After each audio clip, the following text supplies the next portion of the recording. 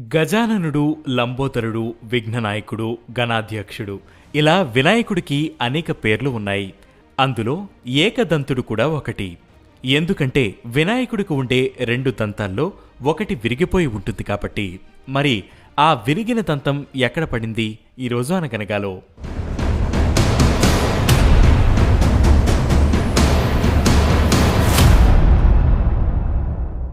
వినాయకుడు ఏకదంతుడు ఎలా అయ్యాడనే దాని వెనక అనేక కథలు ఉన్నాయి. అయితే కొన్ని పురాణాల ప్రకారం ఒకసారి పరశురాముడు శివుడిని కలవడానికి వచ్చాడు. అప్పుడు తలుపు బయట నిలబడి ఉన్న వినాయకుడిని చూసి తాను శివుణ్ణి కలవాలనుకుంటున్నానని లోపలికి వెళ్లనివ్వమని అడిగాడు. అయితే గణపతి పరశురాముణ్ణి లోపలికి వెళ్లనివ్వలేదు. దాంతో పరశురాముడికి కోపం వచ్చింది. తనను లోపలికి వెళ్లనివ్వకపోతే యుద్ధం చేయాల్సి ఉంటుందని వినాయకుడితో చెప్పాడు. తాను గెలిస్తే శివుణ్ణి కలవడానికి లోపలికి అనుమతించాలని చెప్పాడు. గణపతి ఆ సవాలును స్వీకరించాడు. ఇద్దరి మధ్య భీకర యుద్ధం జరిగింది.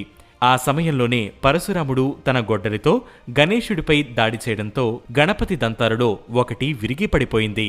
ఛత్తీస్గఢ్లోని దంతెవాడ జిల్లాకు 13 కిలోమీటర్ల దూరంలో ఉన్న ధోల్కల్ కొండపై ఆ దంతం పడిందని అక్కడి ప్రజల నమ్మకం. అందుకే కొండ శిఖరం కింద ఉన్న గ్రామానికి ఫరస్పాల్ అని పేరు పెట్టారు. ధోల్కల్ కొండపై ఇప్పుడు ఓ వినాయకుడి విగ్రహం కూడా ఉంది. 11వ శతాబ్దానికి చెందిన ఈ విగ్రహాన్ని చిందక నాగవంశీ రాజులు ఈ కొండపై ప్రతిష్ఠించారని భావిస్తున్నారు. 6 అడుగుల పొడవు, 2.5 అడుగుల వెడల్పు గల గ్రానైట్ రాయితో చేసిన ఈ విగ్రహం చాలా కళాత్మకంగా ఉంటుంది.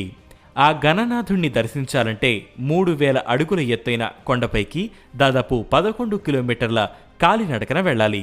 కొండపైకి వెళ్లే దారిలో వన్యప్రాణుల భయమున్నా దేవుడి దర్శనానికి వెళ్లే భక్తులకు ఎలాంటి ఇబ్బంది ఉండదనేది ఆదివాసీయుల నమ్మకం. స్థానిక గిరిజనులకు మాత్రమే తెలిసిన ఈ విగ్రహం గురించి 2012లో ఓ జర్నలిస్టు వల్ల అందరికీ తెలిసింది.